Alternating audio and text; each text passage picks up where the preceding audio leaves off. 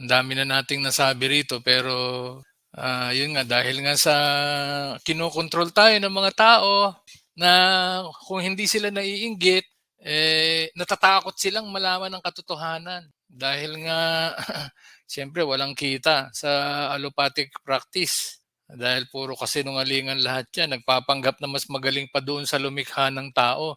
Pero halos naman lahat ng ginagawa ay isa lamang, treatment, to maintain lang, but not addressing the root cause and the whole function as the real doctor, which is, just to teach lang, to guide. Yan lang po ang dapat gagawin nila, hindi yung kung ano-ano yung pinapainom sa inyo.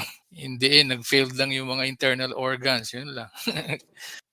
Kapag gusto niyo pong pakonsulta ng libre, pasok lang po kayo, may link na po tayo rito sa page natin.